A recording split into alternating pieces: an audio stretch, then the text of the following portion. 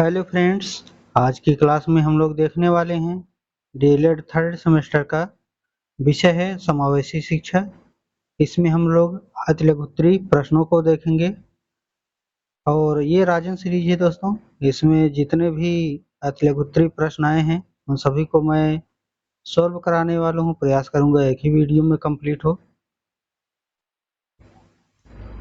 Objective question हमने दोस्तों करा दिया है, अगर नहीं देखे हैं तो देख लीजिएगा, टाइम बहुत ही कम है और पूरा जो है तैयारी करके रखिए कब एग्जाम हो जाए। अभी तो नोटिफिकेशन भी जो है जारी हुआ है, अगस्त में होगा ऐसा संभव तो नहीं है, लेकिन नोटिफिकेशन तो जारी हो चुका है। ठीक है, तो लास्ट तक बने रहिएगा और पूरा कंप्लीट जरूर कर लीजिएगा, क्योंकि दोस्तों सीरीज जो है एक पास करने का माध्यम बनती है और कम से कम जो है अगर कंप्लीट कर लेते हैं दोस्तों तो आराम से जो है 90% से ऊपर लेकर के आएंगे, क्योंकि यहाँ पर जो है जानकारी को दोस्तों दिए ही जाता है, लेकिन स्पेसिफिक जानकारी दिया जाता है ताकि क्वेश्चन जो है आ जाए और एग्जाम जो है क्लियर हो जाए। ठीक है, तो आइए स्टार्ट करते हैं, अपने टॉपिक पर चलते हैं अतिलघुत्तरी प्रश्नों की तरफ। पहला क्वेश्चन दिया गया है दोस्तों, बुद्धि लब्धि से आप क्या समझते हैं? तो उत्तर हो जाएगा दोस्तों, या तो इसको कह सकते हैं कि बुद्धि लब्धि का सूत्र बताइए। तो यहाँ पर दोस्तों एक और इसी क्वेश्चन को ऐसे पूछा गया है, शैक्षिक उपलब्धि का सूत्र बताइए। तो उत्तर हो जाएगा, मानसिक आयु तथा वास्तविक आयु के अनुपात में 100 से गुणा करने पर जो अंक प्राप्त होता है उसे बुद्धि लब्धि कहा जाता है। सेकंड सेमेस्टर में पढ़ चुके हैं। ठीक, बुद्धि लब्धि अर्थात आईक्यू बराबर होता है मानसिक आयु बटा वास्तविक आयु गुणे 100। अब यहाँ पर मानसिक आयु जो होता है दोस्तों, यहाँ पर फार्मूला दिया रहता है, विनय के अनुसार हो गया और जो भी है। ठीक, वहाँ पर जो है कैटेगरी बांटी होती है और नीचे जो है रियल वास्तविक आयु जो होती है 10 साल 15 साल 20 साल, उसको लिख करके जो है 100 से गुणा किया जाता है। तो यहाँ पर जो है बुद्धि लब्धि अर्थात आईक्यू निकल करके आ जाती है। प्रश्न संख्या 2 पूछा गया है, डायट का पूरा नाम लिखिए।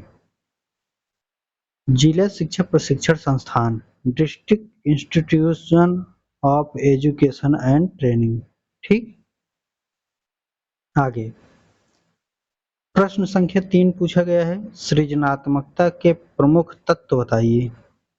तो उत्तर हो जाएगा मौलिकता, प्रवाह क्षमता, लचीलापन, विस्तार की क्षमता, पुनः परिभाषीकरण, समस्या की अनुभूति। प्रश्न संख्या 4 है, किन्हीं दो व्यक्तिगत बुद्धि परीक्षण के नाम लिखिए। तो उत्तर हो जाएगा पहला बुद्धि लब्धि परीक्षण, ठीक, और दूसरा हो जाएगा योग्यता परीक्षण। आगे देखेंगे दोस्तों, प्रश्न संख्या 5, भारत सरकार द्वारा मानसिक स्वास्थ्य अधिनियम कब पारित किए गए? उत्तर हो जाएगा, भारत सरकार द्वारा मानसिक स्वास्थ्य अधिनियम 7 अप्रैल 2017 को पारित किया गया था। और आगे है प्रश्न संख्या 6, परामर्श में सहयोग देने वाली दो संस्थाओं के नाम लिखिए। 2022 में पूछा गया और 24 में भी ये आया हुआ है। तो उत्तर हो जाएगा डायट, जिला चिकित्सालय, मनोविज्ञानशाला। प्रश्न संख्या 7 है, भाषा कौशल का सही क्रम बताइए। ठीक, जो भाषा कौशल है उसका सही क्रम बताना होता है। तो पहला हो जाएगा सुनना, दूसरा हो जाएगा बोलना, तीसरा हो जाएगा पढ़ना और चौथा हो जाएगा लिखना। ठीक, सुबोपली, इसको आप शॉर्टकट में सुबोपली भी बोल सकते हैं। और यहाँ पर LSRW जो है इसको भी याद कर सकते हैं, LSRW। तो यहाँ पर जो है इम्पोर्टेंट क्वेश्चन है।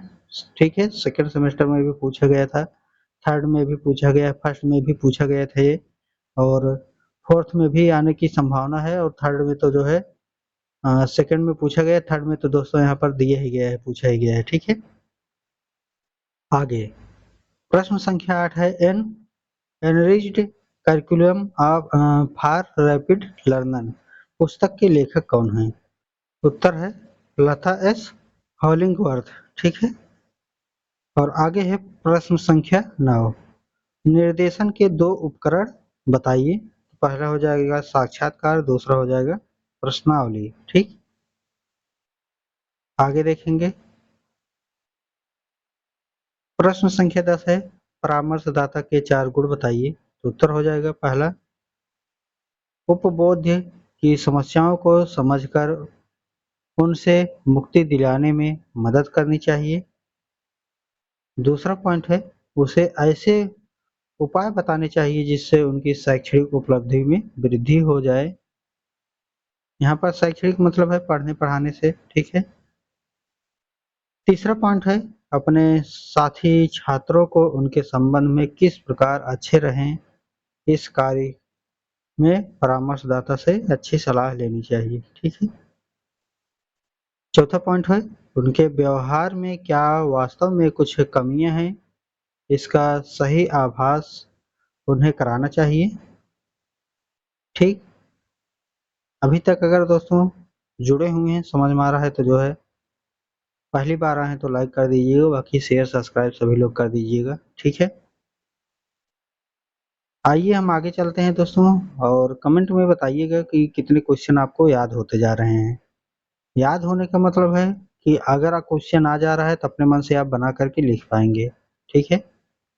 चलिए, प्रश्न संख्या 11 है समूह परामर्श से क्या तात्पर्य है। उत्तर हो जाएगा समूह परामर्श मनोचिकित्सा का एक रूप है।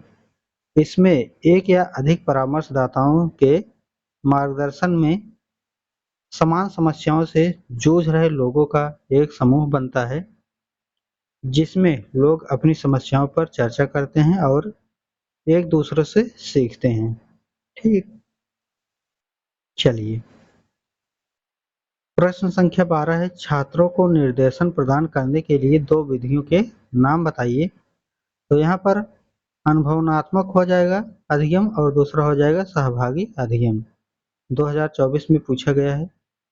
प्रश्न संख्या 13 है शैक्षिक लब्धि या यहाँ पर बुद्धि लब्धि भी कह सकते हैं से आप क्या समझते हैं। तो यहाँ पर जो शैक्षिक लब्धि का अर्थ है दोस्तों, किसी छात्र की कालानुक्रमित आयु और शैक्षणिक योग्यता का अनुपात। इस अनुपात में 100 से गुणा किया जाता है, वही फार्मूला जो हमने पढ़ चुका है अभी। शैक्षिक लब्धि उस उम्र को बताती है जिस पर छात्र आमतौर पर एक खास स्तर पर शैक्षिक प्रदर्शन करता है। यह है छात्र की वास्तविक उम्र से कम या ज्यादा हो सकती है। जैसे मान सकते हैं दोस्तों, अगर नहीं समझ में आए तो इस प्रकार से समझिए कि शैक्षिक बुद्धि लब्धि जो निकाला जाता है, जैसे बच्चा कक्षा 5 में पहुंचा है। ठीक, तो उसको कैसे जानेंगे कि यह जो है कक्षा 5 में पढ़ने लायक है या 3 में ही यह पढ़ने लायक है, या इसको 8 में जाना चाहिए। तो उसको उस हिसाब से उसके सवाल पूछेंगे, बनाएंगे। ठीक है। उस हिसाब से जैसे सभी बच्चे का स्तर है होना चाहिए, वहाँ पर उसके भी जो है क्वेश्चन पूछा जाएगा। अगर वो बता पा रहा है तो वहाँ पर मार्किंग देंगे कि नहीं, अभी इसको जो है यहाँ तक पहुँचना चाहिए। और उसी को जो है एक बुद्धि लब्धि आईक्यू को जो बिना परीक्षण जो है बताया भी है कि यहाँ से यहाँ तक जो है बुद्धि लब्धि की सामान्य है 140, उत्कृष्ट बुद्धि वाले हैं, ठीक, सबसे तेज बुद्धि वाले हैं। तो यहाँ पर उसी से गुणा कर दिया जाता है। ठीक है, 100 से, तो वहाँ पर रिजल्ट निकल करके आ जाता है। ठीक है, तो उसी हिसाब से जो है यहाँ पर बात की गई है। प्रश्न संख्या 14 है समस्यात्मक बालक किसे कहते हैं। तो समस्यात्मक बालक दोस्तों उत्तर हो जाएगा समस्यात्मक बालक वे होते हैं जिसका व्यवहार गंभीर रूप से असाधारण होता है, जैसे चोरी करने वाले, झूठ बोलने वाले बालक।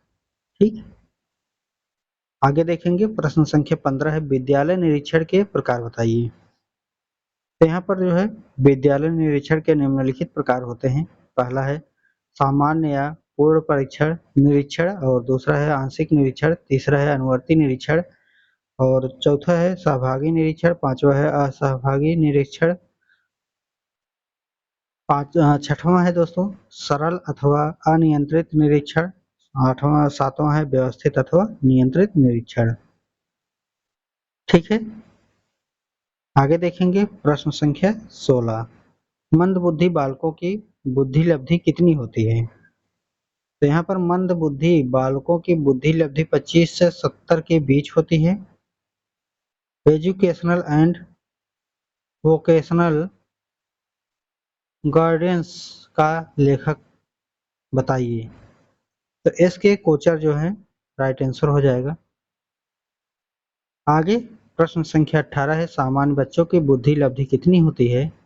तो जो सामान्य बच्चे हैं उनकी बुद्धि लब्धि 90 से 110 तक होती है। ठीक है, जैसे ही आप परीक्षण करेंगे वहां पर जो रिजल्ट निकल करके आएगा वो 90 से 110 के बीच में आ रहा है तो सामान्य बुद्धि माने जाएंगे। प्रश्न संख्या 19 है, प्रतिभाशाली बच्चे की बुद्धि लब्धि कितनी होती है? जो प्रतिभाशाली और दोस्तों बच्चे होते हैं उनकी जो है बुद्धि लब्धि 140 से प्लस आती है। ठीक है, 140 से अधिक होती है। टेस्ट करने पर जो है 140 से ज्यादा जो है आएगा। प्रश्न संख्या 20 है, पर्यवेक्षण का क्या अर्थ है? तो पर्यवेक्षण में विद्यालय की गतिविधियों का मूल्यांकन किया जाता है। इसकी सहायता से अध्यापकों की कार्यकुशलता को बढ़ाया जाता है। पर्यवेक्षक द्वारा शिक्षक अधिगम सक्रिय में सुधार लाया जाता है। आगे देखेंगे प्रश्न संख्या 21, निदान एवं उपचार को समझाइए। तो उत्तर हो जाएगा, निदान में समस्या का पता लगाते हैं और उपचार में समस्या का समाधान करते हैं। ठीक है, कोई समस्या है उसको समाधान किया जाता है और निदान में जो है कोई समस्या है उसको उस समस्या को पता लगाया जाएगा। ठीक, समाधान में जो है उपचार कर दिया जाएगा। प्रश्न संख्या 22 है, पर्यवेक्षण एवं निरीक्षण में अंतर बताइए। तो पर्यवेक्षण में केवल गुणवत्ता पर ध्यान दिया जाता है जबकि निरीक्षण में गुण एवं दोष दोनों को इंगित किया जाता है। प्रश्न संख्या 23 है, मनोविज्ञानशाला उत्तर प्रदेश में कब और कहाँ स्थापित की गई? तो उत्तर हो जाएगा सन 1947 में इलाहाबाद में। प्रश्न संख्या 24 है, शिक्षण एवं निर्देशन में अंतर लिखिए। तो शिक्षण एक प्रक्रिया है शिक्षा प्रदान करने की, जबकि निर्देशन में मार्गदर्शन प्रदान किया जाता है। प्रश्न संख्या 25 है, शारीरिक विकलांग बालक कौन होते हैं?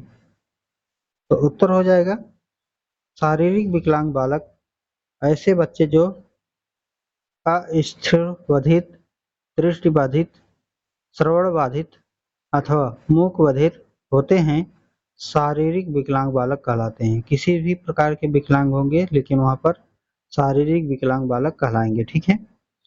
प्रश्न संख्या 26 है, पिछड़ापन मापने की इकाई क्या होती है? तो बुद्धि लब्धि, अगर बालक पिछड़ गया है तो उसकी बुद्धि लब्धि चेक कर दी। प्रश्न संख्या 27 है, अपंगता के दो कारण बताइए। तो यहाँ पर जो है जन्मजात भी हो सकता है और दुर्घटनावश भी जो है ये हो सकता है अपंगता। प्रश्न संख्या 28 है, समावेशी शिक्षा का सूक्ष्म आशय समझाइए। तो समावेशी शिक्षा का सूक्ष्म आशय होता है शिक्षा की सार्वभौमिकता से है। ठीक, और आगे प्रश्न संख्या 29 है, आवाज की समस्या का दोष क्या है? तो आवाज की समस्या वह होती है जबकि एक व्यक्ति को यह समझ नहीं आता कि किन परिस्थितियों में ऊंचा बोलना चाहिए तथा किस परिस्थिति में उसे नीचा बोलना चाहिए। आगे प्रश्न संख्या 30 है, शैक्षिक रूप से पिछड़े बच्चों की परिभाषा सिरिल बर्ड के अनुसार लिखें। तो यहाँ पर जो शैक्षिक रूप से पिछड़े बच्चे हैं दोस्तों, पिछड़े बच्चे वे कहलाते हैं जिनकी शैक्षिक बुद्धि लब्धि या शिक्षा का अंक 85 से कम होता है। ठीक, बुद्धि लब्धि जो है 85 से कम हो। आगे दोस्तों प्रश्न संख्या 31 है, पिछड़े बच्चों से आप क्या समझते हैं? तो उत्तर हो जाएगा सैलन के अनुसार जो है, यहाँ पर देख लीजिएगा नहीं तो कोई और देख लीजिएगा। ठीक है, एक दो उनके अनुसार लिख लीजिएगा। पिछड़े बच्चे से आप क्या समझते हैं, अपना भी विचार प्रकट कर सकते हैं। पिछड़ा हुआ बच्चा वह है जो अपनी आयु के अन्य बच्चों की तुलना में अधिक शैक्षणिक दुर्बलता प्रदान करें। ठीक है, आगे बात करेंगे दोस्तों प्रश्न संख्या 32 है, पिछड़े बच्चे की विशेषता बताइए अथवा पिछड़े बालकों की दो विशेषताएं बताइए। तो यहाँ पर जो है उत्तर हो जाएगा, पिछड़े बच्चों की बुद्धि लब्धि सामान्य या औसत से कम होती है। दूसरा, पिछड़े बच्चों का अधिगम स्तर मंद होता है, पिछड़े बच्चों का व्यवहार समायोजित होता है, असमायोजित होता है, ठीक है। प्रश्न संख्या इसमें चौथा पॉइंट है, पिछड़े बच्चों की जीवन में निराशा का अनुभव अधिक होता है कि कैसे करेंगे, क्या करेंगे, कैसे, ठीक है। तो ये सभी जो है आने वाले हैं। आगे देखेंगे दोस्तों प्रश्न संख्या 33। दोस्तों समझ में आ रहा है? अगर समझ में आ रहा है, स्पष्ट हो रहा है तो वीडियो को भी जो है शेयर करते चलिएगा, ठीक है। और पहली बार आए तो सब्सक्राइब करके रखिएगा। आगे देखेंगे दोस्तों, आगे चलते हैं। कितना क्वेश्चन सही हो रहा है, याद हो रहा है कि नहीं हो रहा है, समझ में आ रहा है ना दोस्तों? चलिए, प्रश्न संख्या 33 है, पिछड़े बालकों की शिक्षा व्यवस्था कैसी होनी चाहिए?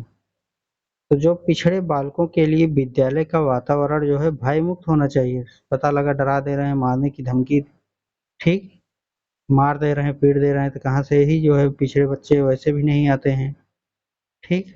तो उनको जो है मनोबल बढ़ाना चाहिए और आने के लिए प्रेरित करना चाहिए, उनको अच्छे से जो है समझाना चाहिए, न कि डरा धमका करके, ठीक। पिछड़े बालकों के मानसिक योग्यता के लिए पाठ्यक्रम को तय करना चाहिए। बच्चे जिस प्रकार से उसको समझ सकते हैं उसी प्रकार से जो है पाठ्यक्रम को देना चाहिए, उसी हिसाब से सवाल को लगाने के लिए देना चाहिए। आगे प्रश्न संख्या 34 है दोस्तों, वंचना से आपका क्या अभिप्राय है? तो यहाँ उत्तर हो जाएगा, एक सामाजिक आर्थिक प्रत्यय है। वंचना की अवधारणा व्यक्ति की असुविधा एवं अभाव की संकेत करती है, ठीक। आगे प्रश्न संख्या 35 है, समस्यात्मक बच्चों से क्या अभिप्राय है? तो वैलेंटाइन के अनुसार जो है समस्यात्मक बच्चे वे होते हैं जिनके व्यवहार तथा व्यक्तिगत इस सीमा तक असामान्य होते हैं कि वे घर, विद्यालय तथा समाज में समस्याओं के जनक बन जाते हैं। प्रश्न संख्या 36 है, निर्देशन शब्द से आप क्या समझते हैं? तो उत्तर हो जाएगा निर्देशन, गाइडेंस शब्द का हिंदी रूपांतर। इसका सामान्य अर्थ मदद करने के लिए किया जाता है। जेम्स जेम्स के शब्दों में निर्देशन का अर्थ होता है प्रदर्शन करना, इंगित करना, ठीक, और एकत्रित करना तथा पक्ष प्रदर्शन करना। इसका सहायता देने से अधिक है, ठीक है। इसका अर्थ क्या होता है? सहायता देने से अधिक। आगे प्रश्न संख्या 37 है दोस्तों, परामर्श की परिभाषा दीजिए। परामर्श क्या होता है उसी को बताना है। तो मायर्स जो हैं उनके अनुसार क्या होता है, किसी भी अनुसार आप देख लीजिएगा। परामर्श का तात्पर्य है दो व्यक्तियों का संपर्क जिसमें एक व्यक्ति को किसी प्रकार की सहायता दी जाती है, ठीक है। जैसे कोई किसी की तबीयत गड़बड़ हुई, बुखार बीमारी हुई, तो जो है परामर्श तो लेते ही हैं डॉक्टर से कि क्या जांच करानी है, क्या दवा लेनी है, कैसे क्या करना है, ठीक है। चार्ज भी लिया जाता है उसका। आगे बढ़ें, प्रश्न संख्या 38 है, मनोविज्ञान शाला कहाँ स्थित है? क्वेश्चन रिपीट हुए हैं। तो मनोविज्ञान शाला उत्तर प्रदेश के इलाहाबाद में स्थित है। प्रश्न संख्या 39 है, मनोविज्ञान शाला उत्तर प्रदेश के इलाहाबाद की स्थापना कब हुई थी? तो मनोविज्ञान शाला उत्तर प्रदेश की स्थापना 1954 में हुई थी। प्रश्न संख्या 40 है, मनोविज्ञान शाला उत्तर प्रदेश की स्थापना किसने की थी? तो उत्तर हो जाएगा, एक मिनट दोस्तों, चलिए आवाज जा रहा है। प्रश्न संख्या 41 है दोस्तों, मनोविज्ञान शाला उत्तर प्रदेश इलाहाबाद का संस्था का प्रमुख क्या कहलाता है? तो पदेन निर्देशक कहलाता है। प्रश्न संख्या 42 है, मनोविज्ञान शाला उत्तर प्रदेश इलाहाबाद के संचालन हेतु कितने पद सृजित हैं? तो उत्तर हो जाएगा, मनोविज्ञान शाला उत्तर प्रदेश के संचालन हेतु 2 पद सृजित हैं। आगे प्रश्न संख्या 43 दिया गया है, जिला चिकित्सालय की विशेषज्ञ समिति का नेतृत्व कौन करता है? तो उत्तर हो जाएगा मुख्य चिकित्साधिकारी या सीएमओ भी कह सकते हैं। आगे प्रश्न संख्या 44 है, विशिष्ट आवश्यकता वाले बच्चों से क्या अभिप्राय है या इसको विशिष्ट बालक किन्हें कहा जाता है? तो उत्तर हो जाएगा, जो बच्चे सामान्य बच्चों से भिन्न होते हैं वे विशिष्ट बच्चे कहलाते हैं। बच्चे विशिष्ट बच्चों के अंतर्गत शारीरिक रूप से अक्षम, प्रतिभाशाली, मंदबुद्धि, शैक्षिक रूप से पिछड़े आदि प्रकार के बच्चे आते हैं। ठीक, तो आगे देखेंगे दोस्तों प्रश्न संख्या 45। शैक्षिक रूप से पिछड़ेपन या मंदता का कारण बताइए। तो यहाँ पर जो है पहला हो जाएगा शारीरिक कारण, दूसरा हो जाएगा मानसिक कारण, तीसरा हो जाएगा विद्यालय का कारण, चौथा हो जाएगा पारिवारिक कारण। ठीक, इसी वजह से जो है बच्चे शैक्षिक रूप से पिछड़ जाते हैं। आगे देखेंगे प्रश्न संख्या 46 है। पिछड़ेपन या मंदता के निवारण के उपाय बताइए। तो यहाँ पर विद्यार्थियों के लिए उनकी योग्यता के अनुकूल पाठ्यक्रम बनाया जाए। दूसरा, परामर्श समय पर बल दिया जाए। आगे प्रश्न संख्या 47 है। समावेशी शिक्षा का उद्देश्य बताइए। तो यहाँ पर पहला पॉइंट हो जाएगा विशिष्ट बच्चों के लिए आत्मनिर्भर बनाकर उन्हें समाज की मुख्य धारा में जोड़ना। दूसरा है बच्चों में विशिष्ट बच्चों की पहचान कर उनमें छिपी हुई कमजोरी को दूर करना। तीसरा पॉइंट है लोकतांत्रिक मूल्यों के उद्देश्य को प्राप्त करना। चौथा पॉइंट है जागरूकता की भावना का विकास करना। और आगे है प्रश्न संख्या 48। समावेशी शिक्षा का अधिनियम वर्ष बताइए। तो उत्तर हो जाएगा समावेशी शिक्षा का अधिनियम वर्ष जो है 1995 ईस्वी है। ठीक है, चलिए आगे बढ़े जी। नेशनल ट्रस्ट एक्ट कब स्थापित हुआ? तो नेशनल ट्रस्ट एक्ट 1999 में स्थापित हुआ था। आगे दोस्तों प्रश्न संख्या 50 है, इसको थोड़ा सा जूम करते हैं। ठीक है, चलिए आगे दोस्तों प्रश्न संख्या 50 है। भारतीय संविधान किस धारा के तहत अनुसूचित जाति और अनुसूचित जनजाति के बच्चे के लिए शिक्षा मुहैया कराने का प्रावधान है? तो यहाँ पर धारा 15(4), धारा 45 तथा धारा 46 के तहत जो है ये दिए गए हैं। प्रश्न संख्या 51 है। समावेशी शिक्षा का महत्व या आवश्यकता बताइए। तो यहाँ उत्तर हो जाएगा समावेशी शिक्षा का विशिष्ट बच्चों के अंदर छिपी प्रतिभा को निखारा जाता है। और दूसरा पॉइंट है समावेशी शिक्षा के द्वारा बच्चों को आत्मनिर्भर बनाया जाता है। तीसरा पॉइंट है समावेशी शिक्षा के द्वारा बच्चों को जागरूकता की भावना विकास किया जाता है। ठीक, आगे प्रश्न संख्या 52 है। प्रश्न संख्या 52 में क्या दिए गए हैं दोस्तों? यहाँ पर समावेशी शिक्षा तथा एकीकरण के सिद्धांत का संबंध बताइए। तो यहाँ पर उत्तर हो जाएगा समावेशी शिक्षा तथा एकीकरण के सिद्धांत का संबंध कनाडा एवं अमेरिका से जुड़ा है। ठीक है, आगे प्रश्न संख्या 53 है। ईडीएसएस का पूरा नाम बताइए, इसे किस वर्ष प्रारंभ किए गए? तो यहाँ पर ईडीएसएस का पूरा नाम होता है माध्यमिक स्तर पर निःशक्तजन समावेशी शिक्षा योजना है। इसका प्रारंभ 2009 से 10 में हुआ था। प्रश्न संख्या 54 है। निःशक्त व्यक्ति अधिनियम वर्ष बताइए। उत्तर हो जाएगा निःशक्त व्यक्ति अधिनियम का वर्ष सन 1995 ईस्वी है। प्रश्न संख्या 55 है। एकीकृत शिक्षा कब प्रारंभ हुई? तो उत्तर हो जाएगा एकीकृत शिक्षा 1974 में प्रारंभ हुई।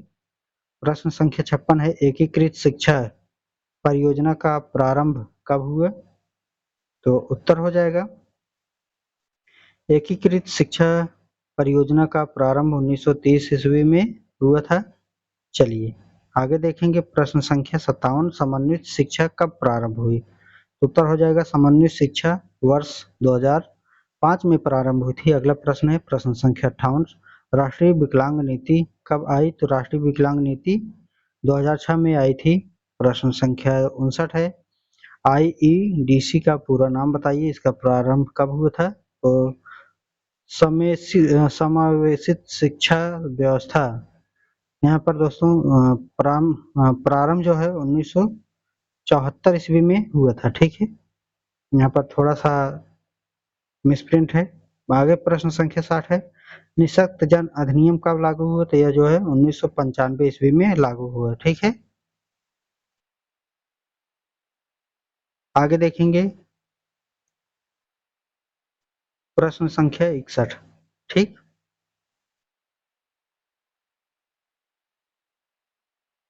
चलिए प्रश्न संख्या 61 है दोस्तों। एकीकृत शिक्षा क्या है? तो यहाँ पर भारत में समावेशन प्रत्यक्ष आरंभ एकीकृत शिक्षा के रूप में हुआ है।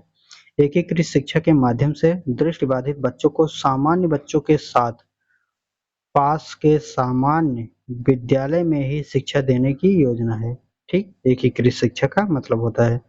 वाक दोष का अर्थ स्पष्ट कीजिए, अथवा इसको कह सकते हैं श्रवण विकृति क्या है।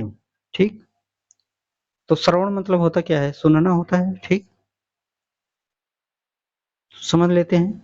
वाक दोष वह दोष है जिसके अंतर्गत दोषपूर्ण उच्चारण, दोषपूर्ण स्वर, अटकना एवं हकलाना, देरवाड़ी का विकास आदि का विकास कहते हैं। ठीक, तो यहाँ पर जो है दोस्तों, या तो स्वर बोलने में दिक्कत हो जाए, अटक अटक के बोलने, ठीक, हकलाना जिसको कह सकते हैं, तो इसको जो है वाक दोष या श्रवण विकृति भी कह सकते हैं। ठीक है,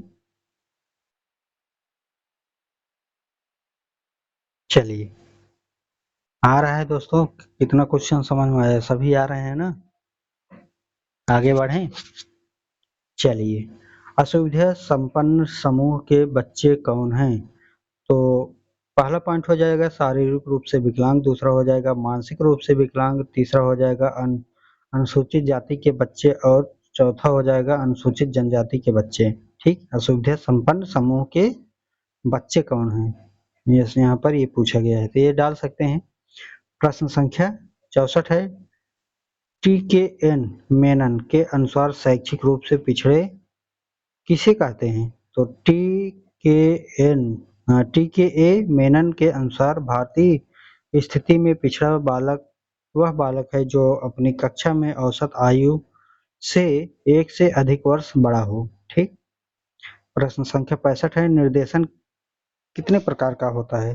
तो यहाँ पर जो निर्देशन दिए गया है 3 प्रकार के होते हैं, व्यक्तिगत निर्देशन, शैक्षिक निर्देशन और व्यावसायिक निर्देशन।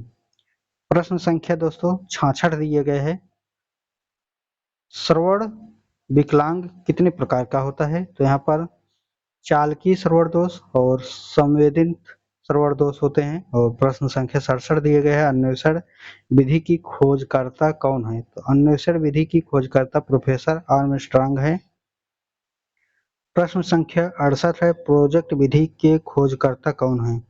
प्रोजेक्ट विधि के खोजकर्ता जो है किलपैट्रिक हैं। ठीक है, प्रश्न संख्या 69 है, टीएटी का प्रयोग किस टेस्ट के लिए होता है? तो टीएटी का प्रयोग जो है व्यक्तिगत परीक्षण के लिए होता है, सेकेंड सेमेस्टर में था ये।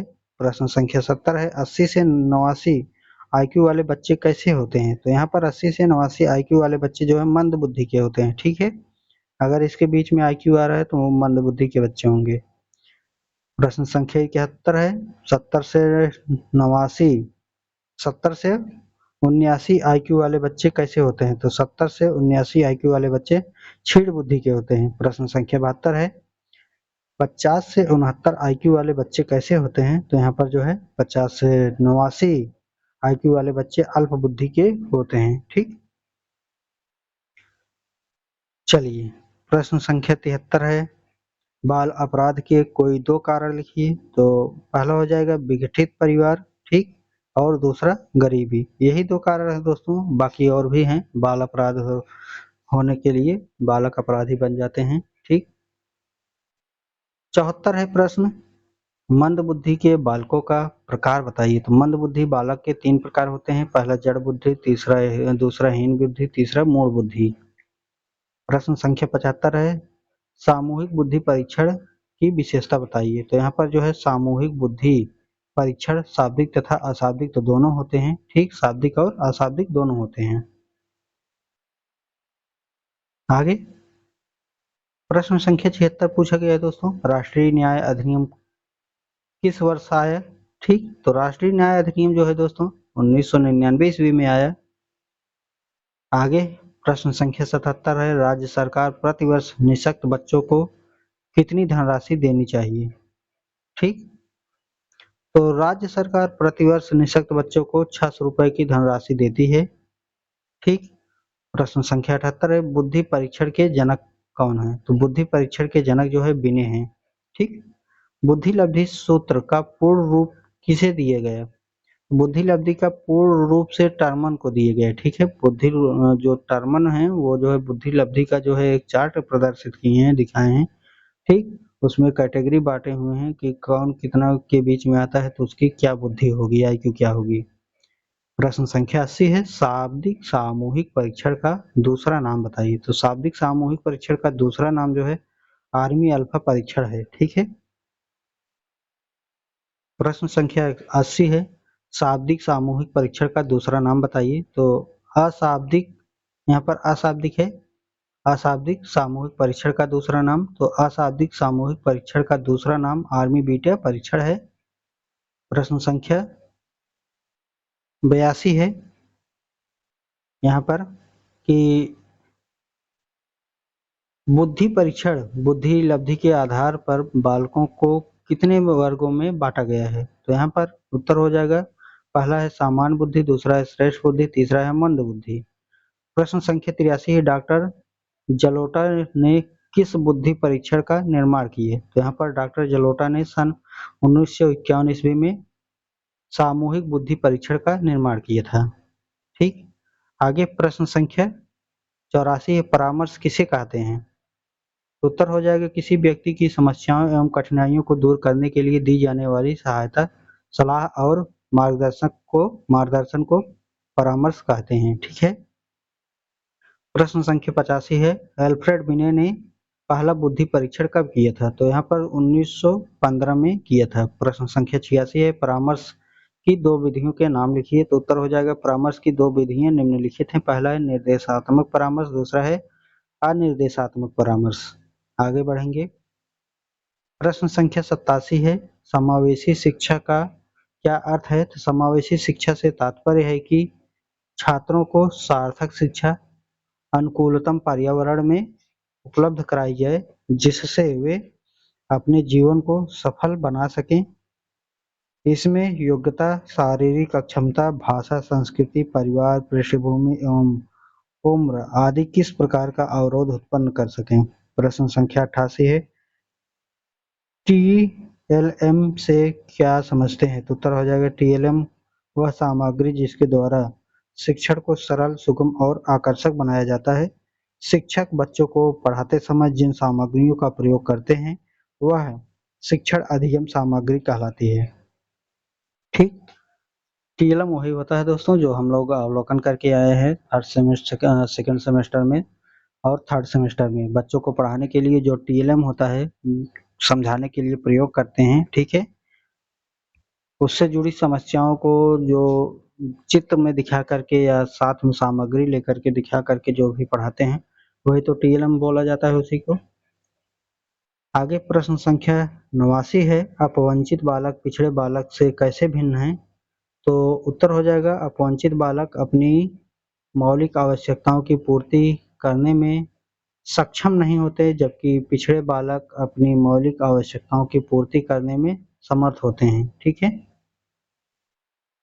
आगे बढ़ेंगे, प्रश्न संख्या 90 दिए गए हैं, श्रवण विकृति से क्या तात्पर्य है। तो उत्तर हो जाएगा, ऐसे बालक जो ठीक से सुन नहीं सकते, उन्हें सुनने में कोई न कोई खराबी होती है, उन्हें श्रवण विकृति कहा जाता है।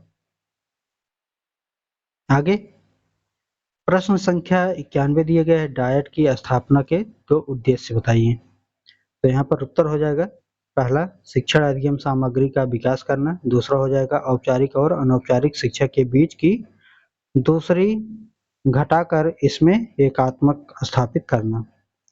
आगे प्रश्न संख्या 92 दिए गए हैं, निदान शब्दों से आप क्या समझते हैं।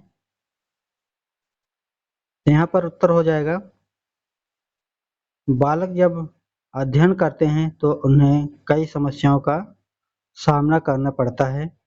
उन समस्याओं का पता लगाने के लिए जो परीक्षण प्रयोग में किए जाते हैं उनको निदान कहा जाता है। निदान में समस्या का पता लगाते हैं। आगे प्रश्न संख्या 93 है, हकलाने से क्या तात्पर्य है। हकलाना एक वाणी दोष है, परंतु 1000 बालकों में से केवल 8 से 10 बालक ही इस समस्या से पीड़ित होते हैं। इस प्रकार की समस्या में बालक शब्दों को बोलते समय रुक जाते हैं, कभी-कभी बोलते समय उलझना उलझन सी महसूस करते हैं, जैसे आंखें बंद करके बोलना, शरीर के अंगों को हिला हिला करके बोलना, यह मानव वाक शक्ति में एक प्रकार की बाधा है। ठीक है,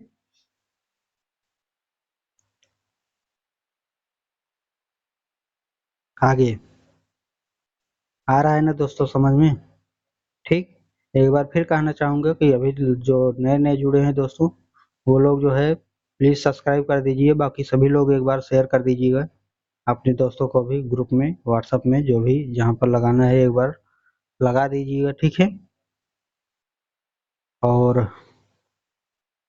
दोस्तों पीडीएफ जो है मैं अपलोड करने वाला हूँ, जैसे ही 1000 सब्सक्राइबर हो जाएंगे तो मैं पूरे जो है बुक का पीडीएफ जो है अपलोड कर दूंगा, वीडियो चाहे कंप्लीट बना हो या ना बना हो। ठीक है, तो टारगेट यही रखिए, 1000 जो है सब्सक्राइबर कंप्लीट हो जाएंगे, चाहे एक दिन में हो जाए चाहे 10 दिन में, तो पीडीएफ जो है अपलोड कर दी जाएगी। ठीक है, चलिए आगे प्रश्न संख्या 94 है, परामर्शदाता के दो गुण बताइए, तो उत्तर हो जाएगा परामर्शदाता या परामर्श प्रार्थी को अपना निर्णय लेने में उनकी मदद करना, और दूसरा हो जाएगा परामर्शदाता परामर्श प्रार्थी के लिए ऐसा वातावरण बनाना जिसमें परामर्श प्रार्थी अपनी समस्या पर खुलकर चर्चा करता है। आगे प्रश्न संख्या 95 दिए गए हैं दोस्तों, पिछड़े बालकों की दो विशेषता बताइए, तो यहाँ पर उत्तर हो जाएगा पिछड़े बालक की शारीरिक और मानसिक विशेषता का सामान्य बालकों से भिन्न होती है। दूसरा हो जाएगा पिछड़े बालकों में मौलिकता नहीं होती है, उनके सोचने विचारने तथा तर्क करके जो है भिन्न होते हैं। ठीक है,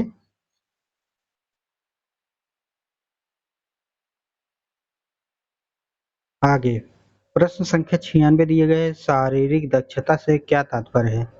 तो उत्तर हो जाएगा शारीरिक फिटनेस को कार्य और आराम की गतिविधियों को दक्षता और प्रभावी ढंग से करने, स्वस्थ होने, कम गतिज बीमारियों प्रतिरोधक शक्ति तथा आकस्मिक स्थितियों का सामना करने क्षमता का मानदंड जो है माना जाता है। ठीक है, प्रश्न संख्या 97 है, डाइट के कोई दो विभागों के नाम बताइए, उत्तर हो जाएगा प्रशासनिक शाखा विभाग, दूसरा हो जाएगा योजना एवं प्रबंधन। ठीक, चलिए प्रश्न संख्या 98 है, पर्यवेक्षण के कोई दो प्रकार लिखिए, तो यहाँ पर निरंकुश या सत्तावादी पर्यवेक्षण, दूसरा हो जाएगा लोकतांत्रिक पर्यवेक्षण। ठीक है, आगे दोस्तों प्रश्न संख्या 99 है, बुद्धि लब्धि के संदर्भ में वास्तविक आयु क्या है? तो बुद्धि लब्धि मानसिक आयु वास्तविक आयु गुणे 100 के सूत्र द्वारा दिया जाता है। यह सूत्र जर्मन मनोवैज्ञानिक विलियम स्टर्नबर्ग द्वारा 1912 में दिया था। आगे प्रश्न संख्या 100 है, परामर्श में सहयोग देने वाली संस्थाओं के नाम बताइए, उत्तर हो जाएगा जिला चिकित्सालय, डाइट, समुदाय एवं विद्यालय की सहयोगी समितियां, सहकारी एवं गैर सरकारी संगठन, पांचवा है ग्राम शिक्षा समिति। प्रश्न संख्या 101 है, निर्देशन का अर्थ स्पष्ट कीजिए। ठीक, तो उत्तर हो जाएगा दोस्तों निर्देशन एक व्यक्तिगत कार्य है जिसके द्वारा छात्रों को उसकी समस्याओं का समाधान करने हेतु प्रेरित किया जाता है। निर्देशन समस्याओं का समाधान स्वयं करता है, वरना ऐसी विधियां बताता है जिनका प्रयोग करके बालक व्यक्ति उन समस्याओं को स्वयं सुलझा सकता है। ठीक है, आगे देखेंगे दोस्तों प्रश्न संख्या 102, बुद्धि परीक्षण कितने प्रकार की होती है? तो जो बुद्धि परीक्षण होता है दोस्तों दो प्रकार की होती है, एक होता है व्यक्तिगत बुद्धि परीक्षण और दूसरा होता है सामूहिक परीक्षण। ठीक है, एक व्यक्तिगत परीक्षण, दूसरा सामूहिक परीक्षण। आगे बढ़ें, चलिए प्रश्न संख्या 103 पूछा गया है दोस्तों, शिक्षण प्रशिक्षुओं को प्रशिक्षित अवधि में समावेशी शिक्षा आधारित प्रशिक्षण के दो उद्देश्य लिखिए। तो दो उद्देश्य बताना है, पहला उद्देश्य हो जाएगा वे समावेशी बालकों की क्षमताओं, रुचियों एवं समस्याओं से परिचित हो सके और वे समावेशी बालकों के प्रति धैर्य हो सके। ठीक, प्रश्न संख्या 104 है, निर्देशन एवं परामर्श किन दृष्टिकोणों से आवश्यक है? ठीक, तो यहाँ पर उत्तर हो जाएगा दोस्तों, निर्देशन एवं परामर्श बालकों के भविष्य का मार्ग प्रदर्शित करने एवं बालकों में निर्णय लेने की क्षमता विकसित करने में आवश्यक। ठीक, आवश्यक है। चलिए अब चलते हैं दोस्तों प्रश्न संख्या 105 पर। परामर्श के क्या उद्देश्य हैं? व्यक्ति को उनके व्यवहार अभिवृत्तियों में परिवर्तन लाने की सहायता करना। ठीक। प्रश्न संख्या 106 है, डीजीपी का पूरा नाम लिखते हुए इसका आशय स्पष्ट कीजिए। तो डिजिटल गाइडेंस साइकोलॉजी। प्रश्न संख्या 107 है, पर्यवेक्षण क्यों आवश्यक है? स्पष्ट कीजिए। तो विद्यालय की गतिविधियों का मूल्यांकन करने में एवं अध्यापकों की कार्य कुशलता बढ़ाने के लिए पर्यवेक्षण आवश्यक है। आगे बात करेंगे दोस्तों प्रश्न संख्या 108, अन्वेषण विधि की खोज किसने की थी? तो प्रोफेसर H.E. आर्मस्ट्रांग ने अन्वेषण विधि की खोज की है। प्रश्न संख्या 109 है, 50 से 60 बुद्धि लब्धि वाले बच्चों को किस श्रेणी में रखा जाता है? 50 से जो 60 तक के बुद्धि वाले बच्चे हैं उनको जो है मूर्ख श्रेणी में रखा जाता है। ठीक। प्रश्न संख्या 110 है, वाणी वधित बच्चे कौन होते हैं? तो जो ऐसे बालक होते हैं जो वाक अर्थात विकलांग कहा जाता है, जैसे हकलाना, तुतलाना, धीरे धीरे अटक कर बोलना, नाक के सुर से बोलना आदि, इसे वाणी दोष कहते हैं। प्रश्न संख्या 111 है, श्रवण विकलांगता से के कितने प्रकार होते हैं? तो 4 प्रकार के होते हैं। ठीक। आगे प्रश्न संख्या 112 पूछा गया है दोस्तों, समावेशी शिक्षा के अंतर्गत किस प्रकार के बच्चे आते हैं? तो समावेशी शिक्षा के अंतर्गत शारीरिक अक्षमता, मानसिक अयोग्यता, भावनात्मक एवं व्यवहारिक विकारों, बौद्धिक भिन्नता वाले बच्चे आते हैं। आगे प्रश्न संख्या 113 पूछा गया है दोस्तों, सामान्य बच्चों में कौन कौन सी मानसिक भिन्नताएं होती हैं? तो मंद गति से सीखने वाले, बुद्धि लब्धि का निम्न स्तर, ध्यान केंद्रित समस्या, सृजन क्षमता की कमी। प्रश्न संख्या 114 है, सामान्य बच्चे की 2 विशेषताएं बताइए। तो यहाँ पर बुद्धि सामान्य होती है, दूसरा होती है वह शारीरिक एवं मानसिक रूप से परिपक्व होते हैं। प्रश्न संख्या 115 है, पिछड़े बच्चों से आपका क्या अभिप्राय है? तो जो अपने कार्य में अपने सामान्य साथियों से पीछे रहते हैं वे पिछड़े बच्चे कहलाते हैं। प्रश्न संख्या 116 है, बच्चे की वास्तविक आयु की गणना से संबंधित सूत्र लिखिए। वास्तविक आयु बराबर मानसिक आयु बटा बुद्धि लब्धि गुणे 100। आगे दोस्तों प्रश्न संख्या 117 पर चलते हैं। आंशिक रूप से शारीरिक अक्षम वाले बच्चों की सभी प्रकार लिखिए। तो आंशिक रूप से शारीरिक अक्षम बालक निम्नलिखित प्रकार के होते हैं, जैसे दृष्टि बाधित, वाणी बाधित, श्रवण बाधित, अस्थि बाधित। प्रश्न संख्या 118 है, वंचल। ठीक, क्या अर्थ है? तो यहाँ पर वंचल जीवन की वह ऋणात्मक स्थिति है जो मानव क्षमताओं को के विकास में बाधक होती है, किसी चीज से रहित। ठीक। प्रश्न संख्या 119 है, समस्यात्मक व्यवहार के कौन से कारण हैं? तो यहाँ पर समस्यात्मक व्यवहार के निम्नलिखित कारण होते हैं। पहला हो जाएगा आनुवंशिक कारण, बुद्धि लब्धि, विरासत में मिले दुर्व्यसन, शारीरिक कारण, बहरापन, अंधापन, गंजापन, कम दिखाई देना, ऊंचा सुनना। संवेगात्मक कारण हो सकते हैं बिस्तर गीला करना, चिड़चिड़ापन, अंगूठा चूसना। और सामाजिक कारण हो जाते हैं जैसे सामाजिक आर्थिक स्थिति, उचित देखरेख का अभाव, माता पिता के मध्य टूटते संबंध, बड़े सदस्यों की बुरी आदतें आदि, ये सभी जो है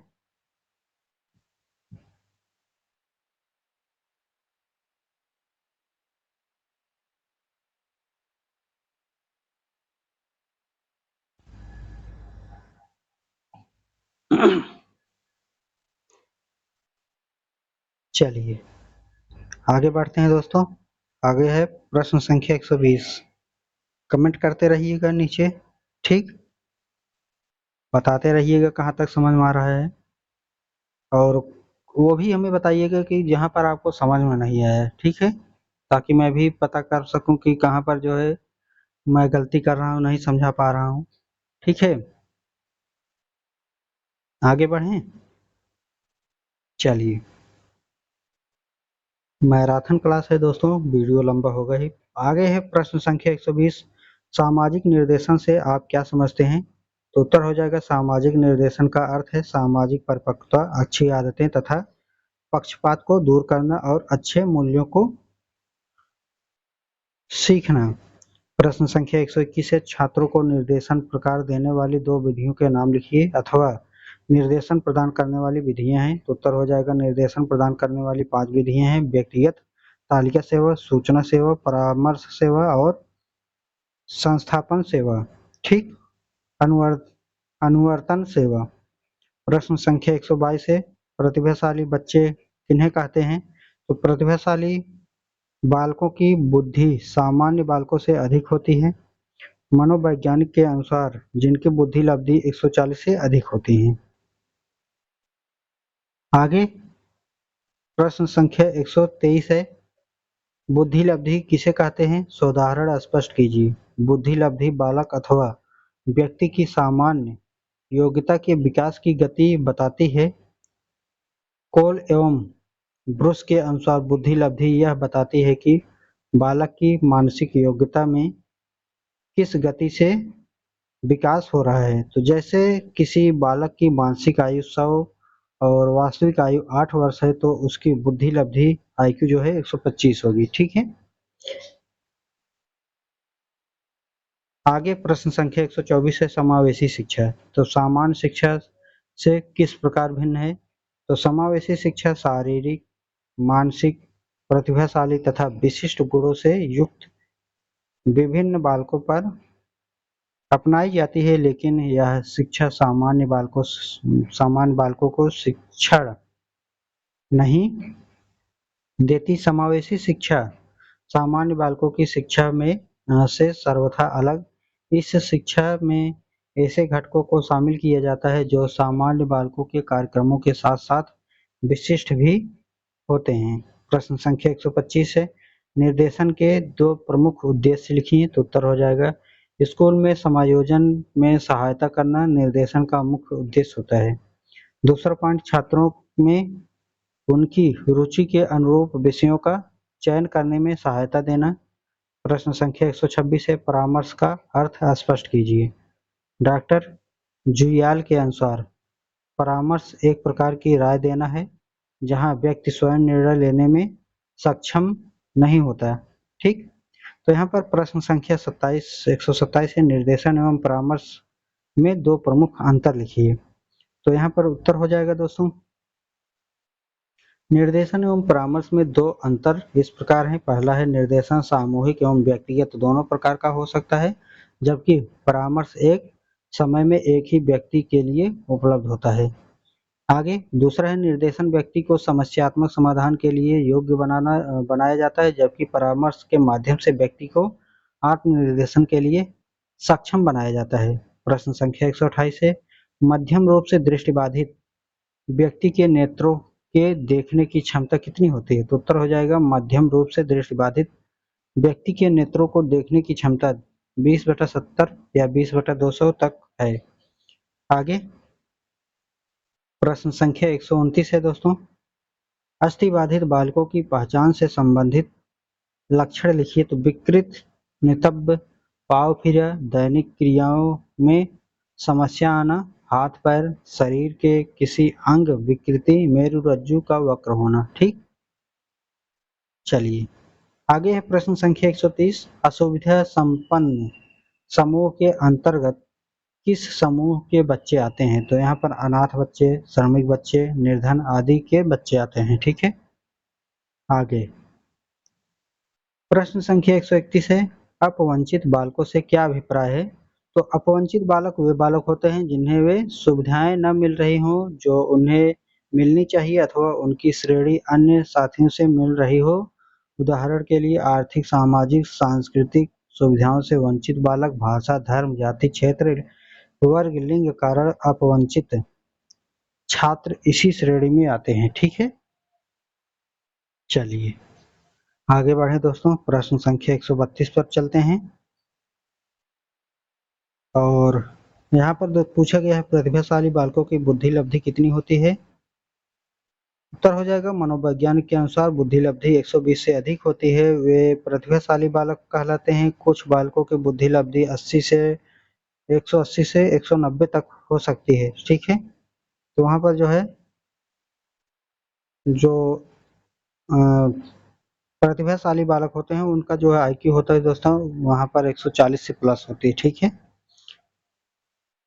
आगे बात करेंगे प्रश्न संख्या 133, दृष्टिबाधित बालकों की शिक्षा किस प्रकार की होनी चाहिए। तो दृष्टिबाधित बालकों की शिक्षा प्रमुख उद्देश्य होना चाहिए कि वे बालक दृष्टिबाधित होते हुए भी समाज में समुचित समायोजन स्थापित कर सके। दृष्टिबाधितों के लिए लिखित अभिव्यक्ति के रूप में ब्रेल लिपि महान उपलब्धि है, जिसमें दोस्तों इसमें 6 या 6 विभिन्न उभरे हुए बिंदु संकेत के माध्यम से लिपि मोटे कागज पर अंकित की जाती है। ठीक है, और दोनों हाथों से अनामिका के अग्रभाग से बिंदु संकेत को स्पर्श करके अक्षर संकेतों को जाना जाता है। ठीक है, 6 डॉट बने हुए होते हैं, उसी पर जब अंगुली फेरते हैं तो वहां पर पता चल जाता है क्या लिखा हुआ है। ठीक है, प्रश्न संख्या 134, धीमी गति से सीखने के कौन कौन से कारण हैं। तो धीमी गति के सीखने का कारण है पहला, इन बालकों की मानसिक योग्यता और औसत में काफी कम होती है। ऐसे बालकों की विभिन्न मानसिक शक्तियों की भी न्यूनता होती है। प्रश्न संख्या 135 है, अधिगम अक्षमता वाले बालकों के 2 प्रकार बताइए। तो यहाँ पर डिसलेक्सिया हो जाएगा, डिसकैल्कुलिया हो जाएगा। प्रश्न संख्या 136 है, पर्यवेक्षण के 2 प्रकार बताइए, लिखिए। तो संश्लेषणात्मक हो जाएगा, निरोधात्मक हो जाएगा। प्रश्न संख्या 137 है, विद्यालय पर्यवेक्षण का क्षेत्र बताइए। तो विद्यालय पर्यवेक्षण क्षेत्र काफी विस्तृत है, इसमें विद्यालय का प्रबंधन भवन तथा कक्षा छात्रों संबंधित मानक, खेल के मैदान का आकार, छात्रों की संख्या एवं कोर्स के अनुसार कक्षों की संख्या, प्रोग्रामात्मक प्रयोगशालाओं की स्थिति, शिक्षक एवं छात्र, ठीक, अनुपात आदि शामिल होते हैं। आगे बात करेंगे प्रश्न संख्या 138, डाइट के कोई 2 उद्देश्य लिखिए। तो यहाँ पर पहला पॉइंट हो जाएगा अनौपचारिक शिक्षा केंद्र के अनुदेशकों एवं पर्यवेक्षकों के लिए सेवापूर्ण प्रशिक्षण की व्यवस्था करना। दूसरा हो जाएगा शिक्षक प्रशिक्षण संस्थानों को निर्देश देना। प्रश्न संख्या 139 है दोस्तों, निरीक्षण प्रणाली में सुधार के कोई 2 सुझाव दीजिए। तो पहला यही हो जाएगा निरीक्षण सतत होना चाहिए। दूसरा हो जाएगा निरीक्षण केवल बाह्य रूप से ना हो बल्कि आंतरिक स्थितियों का भी जो है योगदान होना चाहिए, सहारा होना चाहिए। ठीक है, आगे प्रश्न संख्या 140 है, विशिष्ट बालकों की 2 विशेषताएं बताइए। तो पहला हो जाएगा विशिष्ट बालकों की प्रमुख विशेषताएं है कि वे कक्षा में सामान्य स्तर के बालकों के साथ समायोजित नहीं हो पाते। यह बालक प्रतिभावान भी होते हैं, मंद बुद्धि भी होते हैं। ठीक है, आगे विशिष्ट बालकों में निम्नलिखित विशेषताएं होती है, भिन्नता, विचलन, आयाम, नियमित शिक्षण।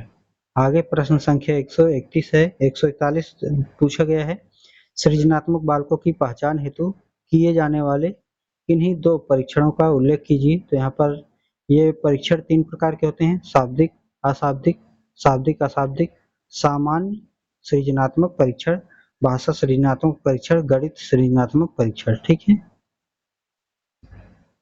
आगे प्रश्न संख्या 142 है, शैक्षिक पिछड़ेपन के 2 प्रमुख कारण लिखिए। तो उत्तर हो जाएगा शैक्षिक पिछड़ेपन के 2 कारण, पहला होता है निम्न बुद्धि, सामान्य बुद्धि, और दूसरा है पारिवारिक वातावरण। दोस्तों समझ में आ रहा है तो कमेंट भी करते चलिएगा, पहली बार आए तो सब्सक्राइब कर लीजिएगा। दोस्तों वीडियो को जो है सभी दोस्तों के साथ ग्रुप में भी शेयर कर दीजिएगा, कॉलेज दोस्त जो भी हैं सभी को जो है बताते चलिएगा।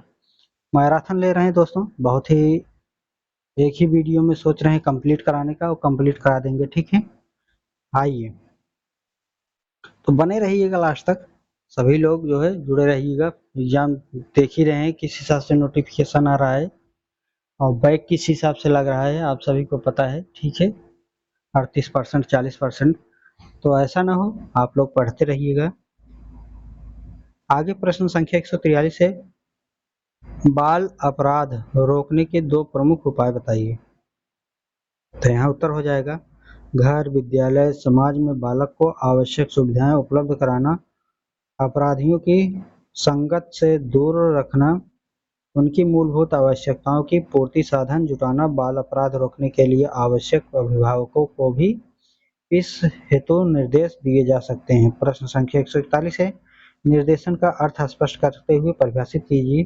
तो निर्देशन एक व्यक्ति का कार्य है जिसके द्वारा छात्रों को उचित समस्याओं का समाधान करने के लिए प्रेरित किया जाता है। निर्देशन समस्याओं का समाधान स्वयं नहीं करता, वरना ऐसी विधियां बताता है जिनका प्रयोग बालक व्यक्ति इन समस्याओं को स्वयं सुलझा सकता है। प्रश्न संख्या 145 है, अपवंचन क्या है? ठीक, तो उत्तर हो जाएगा, अपवंचन वह स्थिति है जब व्यक्ति को अपनी न्यूनतम आवश्यकताओं की पूर्ति संभव दिखाई नहीं देती और वह जीवन की अनिवार्य आवश्यकताओं की पूर्ति में भी स्वयं को असमर्थ पाता है। ठीक है। प्रश्न संख्या 146 है, एक अध्यापक दृष्टिबाधित बच्चों की पहचान कैसे करेगा? तो उत्तर हो जाएगा, दृष्टिबाधित बच्चे या तो अपनी दृष्टि खो चुके होंगे या उनकी आंखों से लगातार पानी बहता है और वे आंखों बार बार मलते हैं, जिसकी आंखें में लालिमा होती हैं, आंखों का आकार अन्य बालकों से भिन्न होता है। इन लक्षणों के आधार पर जो है दृष्टिबाधित बच्चों को अध्यापक पहचान कर सकते हैं। या तो जो है दोस्तों बोर्ड पर लिखेंगे और दिखाई कम देगा तो वहां पर भी जो है बच्चे सही से लिख नहीं पाएंगे और भी समस्याएं आने लगेंगी। ठीक है, तो वहां से भी जो है पहचाना जा सकता है। चलिए, प्रश्न संख्या 147 है, समावेशी बालक किस प्रकार के होते हैं? तो यहाँ पर समावेशी बालक वे होते हैं जो या तो शारीरिक एवं मानसिक रूप से सामान्य बालकों से भिन्न होते हैं या प्रतिभाशाली होते हैं। औसत वाले बालक जो हैं उनसे जो है भिन्न होते हैं। ठीक है। आगे प्रश्न संख्या 148 है, योग्य परामर्शदाताओं द्वारा किसी दूसरे व्यक्ति को दी जाने वाली सहायता निर्देशन कहलाती है। यह परिभाषा किसने लिखी है? तो क्रो ने उपयुक्त परिभाषा लिखी हुई है। प्रश्न संख्या 149 है, शैक्षिक रूप से पिछड़ेपन को कितने भागों में बांटा गया है? तो शैक्षिक रूप से जो पिछड़ेपन है उनको 2 भागों में बांटा गया है, सामान्य पिछड़ापन और विशिष्ट पिछड़ापन। ठीक। आगे प्रश्न संख्या 150, आंशिक रूप से अक्षम बालकों को कितने भागों में बांटा जा सकता है? तो उत्तर हो जाएगा, आंशिक रूप से अक्षम बच्चों को 4 भागों में बांटा गया है, दृष्टिबाधित, श्रवण बाधित, वाक दोष, अस्थि बाधित।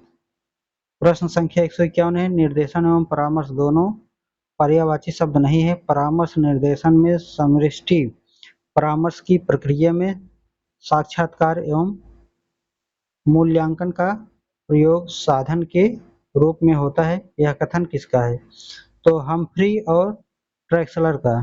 प्रश्न संख्या 152 है, डाइट के 2 विभागों के नाम लिखिए। तो उत्तर हो जाएगा, डाक विभाग के नाम जो है पहला हो जाएगा शैक्षिक प्रौद्योगिकी विभाग, दूसरा हो जाएगा नियोजन तथा प्रबंधन विभाग। और एक चीज बताइए दोस्तों, अगर आपको जो कठिन शब्द लग रहे हैं हमको बताइएगा कमेंट में कि ये जो है मुझे समझ में नहीं आए, तो मैं इसको जो है कहिएगा तो एक जो है सेपरेट वीडियो बना देंगे अलग से कि इसमें जितने भी सब्जेक्ट हैं उनमें कठिन कठिन शब्द क्या दिए गए हैं 10 से 15 मिनट में सभी जो है क्लियर कर देंगे। तो ये सब आसानी से जो है, अगर नहीं भी समझ में आ रहा होगा, वैसे तो समझ में आ रहा होगा, तो उसको बना देंगे, देखेंगे तो जो है पूरा जब वर्ड समझ में आ जाएगा तो ये आसानी से समझ में आ जाएगा। चलिए हम आगे चलते हैं दोस्तों टॉपिक पर। ठीक है, अपना काम करते चलिएगा दोस्तों, वीडियो को लाइक शेयर सब्सक्राइब ये सभी आप करते चलिएगा। प्रश्न संख्या 153 है, परामर्श की कोई एक परिभाषा लेखक के नाम सहित लिखिए। तो एविंसन के अनुसार परामर्श 2 व्यक्तियों के संपर्क की उन सभी स्थितियों का समावेश करता है जिनमें एक व्यक्ति को उनके स्वयं एवं वातावरण के बीच प्रभावकारी समायोजन प्राप्त करने में सहायता की जाती है। आगे, मंदबुद्धि बालकों के शिक्षा के 2 गुण बताइए। तो यहाँ पर प्रशिक्षित हो जाएगा, धैर्यशील हो जाएगा। प्रश्न संख्या 155 है, प्रतिभाशाली बालक की एक परिभाषा बताइए। तो उत्तर हो जाएगा प्रेम पसरीचे के अनुसार प्रतिभावान बालक वह है जो सामान्य बुद्धि की दृष्टि से श्रेष्ठ प्रतीत हो, अथवा वह जो उस क्षेत्र में जिसका अधिक बुद्धि लब्धि से संबंधित होना आवश्यक नहीं है, उच्च कोटि की विशिष्ट योग्यता रखता है। ठीक है। आगे, प्रश्न संख्या 156, विनय ने साइमन के सहयोग से सर्वप्रथम कब बुद्धि परीक्षण तैयार किए। तो जो है 1905 में इन्होंने तैयार किए। रेविंसन प्रोग्रेसिव मैट्रिक्स क्या है। उत्तर हो जाएगा रेविंस प्रोग्रेसिव मैट्रिक्स परीक्षण में अनेक मैट्रिसेज जो एक दूसरे से अधिक कठिन होती हैं, यह रेखाखंडीय आकृति और डिजाइन होती हैं। यह 1956 परीक्षण में संशोधित कर संस्करण में 5 भाग हैं, प्रत्येक भाग में 12 पद हैं। प्रश्न संख्या 158 है, 2 बुद्धि परीक्षणों के नाम बताइए। पहला हो जाएगा आर्मी अल्फा टेस्ट, दूसरा हो जाएगा आर्मी बीटा टेस्ट। ठीक। प्रश्न संख्या 159 है, परामर्श प्रक्रिया के प्रमुख अंग बताइए। तो परामर्श के लक्ष्य, उपबोध एवं परामर्शदाता। ठीक है।